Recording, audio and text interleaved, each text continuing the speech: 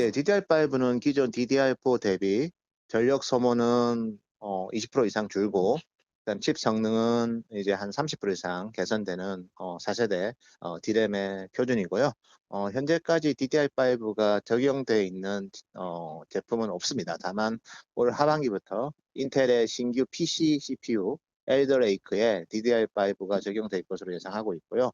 특히 내년부터는 서버 쪽으로도 DDR5가 적용이 될 것 같습니다. 그래서 신규 DDR5를 지원하는 인텔의 신규 CPU인 사파이어 래피드, 그리고 AMD의 제노와 이 두 가지 제품이 나오면서 2022년 2분기부터 본격적으로 서버에서도 DDR5 시대가 열릴 것으로 저희는 예상하고 있습니다. 2022년 말까지 서버 D램의 한 10% 정도가 DDR5로 바뀔 것 같고요.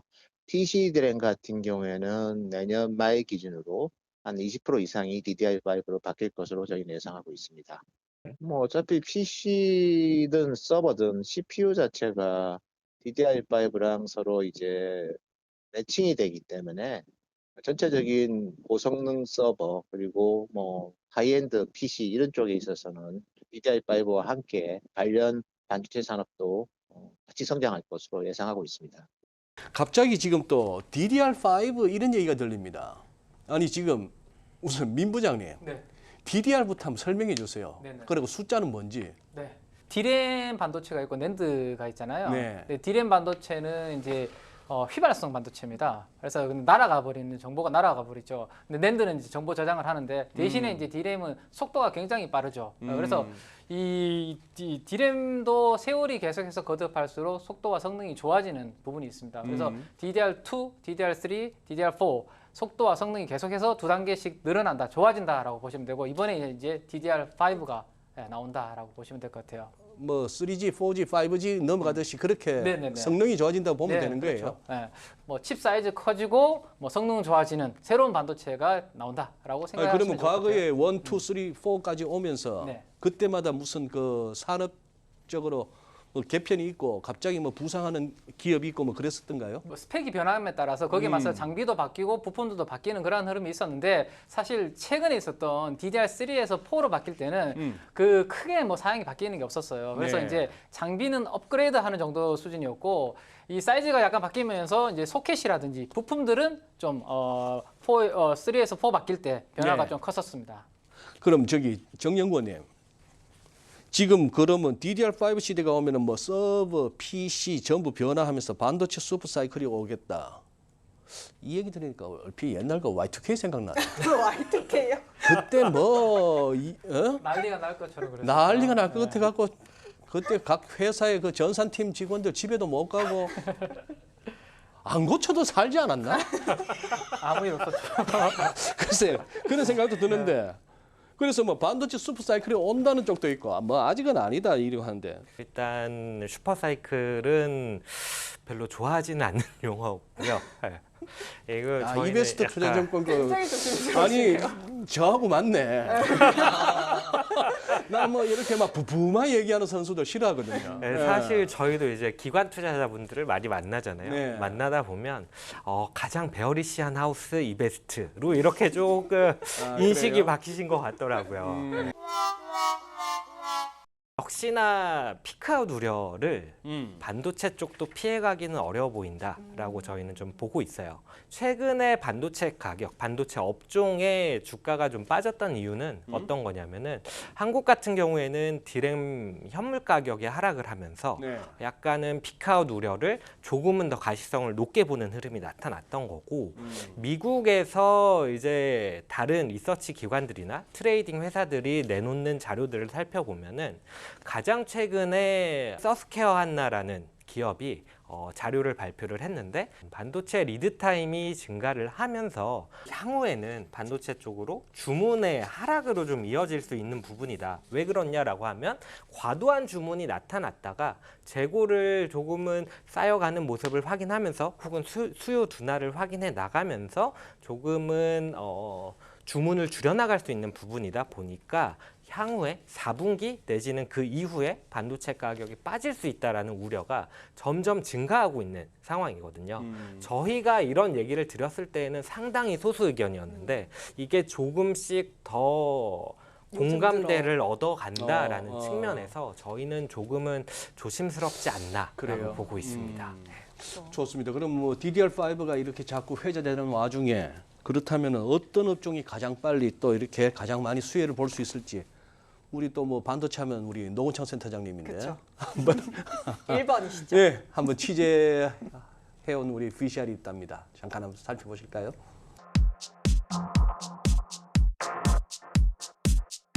DDR5는 칩 사이즈 자체가 기존 DDR4 대비 25% 이상 커지기 때문에 전체적으로 D램 산업의 공급이 좀 타이트해지는 계기가 될 것 같고요. 더불어서 칩 사이즈가 크기 때문에 DDR5의 제품 가격이 DDR4 대비 초기에는 50% 이상 고가를 형성할 것으로 예상하고 있습니다. 이에 따라서 DDR5를 공급하고 것으로 예상이 되는 삼성전자, SK 하이닉스의 실적 개선이 예상이 되고요. 여기에 관련된 그런 패키지, 반도체 패키지와 그리고 그런 제품을 테스트하는 산업들까지도 동시에 성장할 것으로 저희는 예상하고 있습니다. 어떻게 보면 좀 다들 이렇게 좀 급해지셨어요. 작년 2020년 같은 매우 이례적인 장세를 갖다가 다들 경험하고 나서는 운영하시는 분들도 그렇고 우리 개인 투자자분들도 그렇고 이 주식이란 거를 금노하라 뚝딱 저는 요즘 인터넷에서 쓰는 단어 중에 돈복사라는 거 쓰잖아요. 돈복사. 돈복사.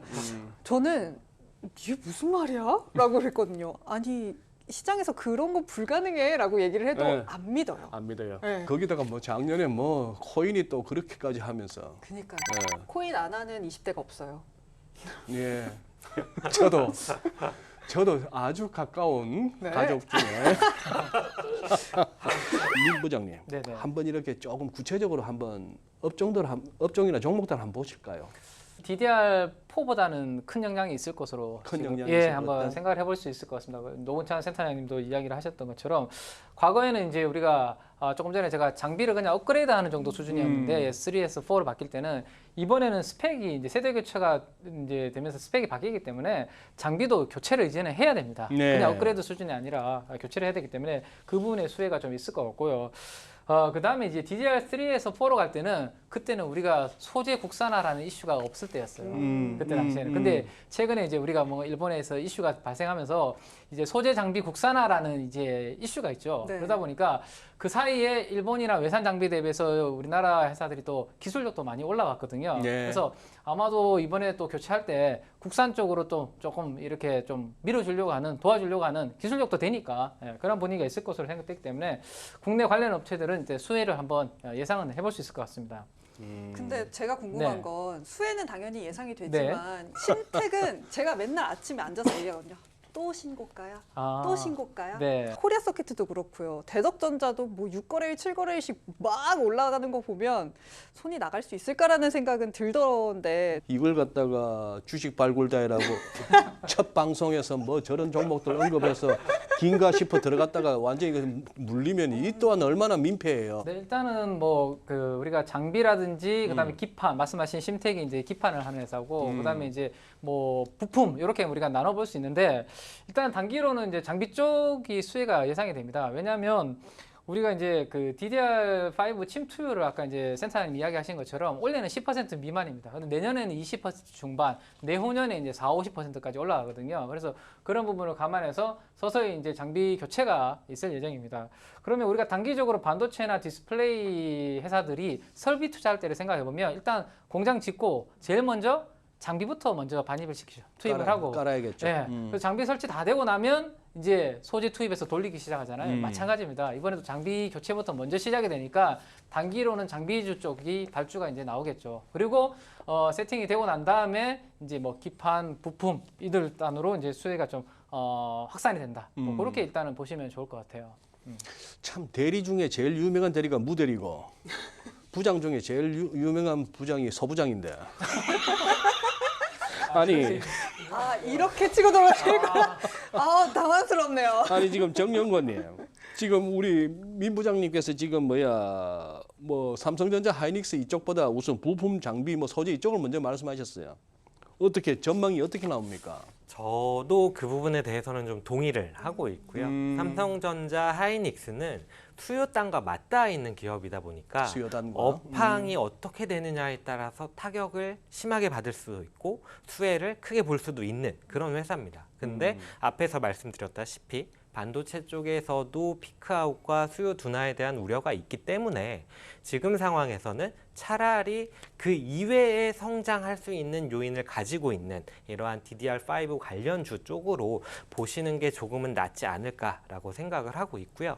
이익 추정치도 살펴보면은 7월 말에서 8월 초부터 2021년 혹은 22년에 대한 이익 추정치가 가파르게 상향되기 시작을 했습니다. 그 말은 정확하게 알 수는 없지만 이러한 DDR5에 대한 기대감이 숫자로 나타나기 시작한 타이밍이기 때문에 타이밍상으로도 크게 나빠 보이진 않는다라고 말씀을 드릴 수 있을 것 같고, 다만 접근은 시장에 부담이 있고 그리고 말씀드렸다시피 반도체 전반적인 업황이 약간은 부담이 있다 보니까 공격적인 추격 매수보다는 약간은 보수적으로 빠질 때 사들어가는 그런 접근이 좋지 않을까 생각하고 있습니다.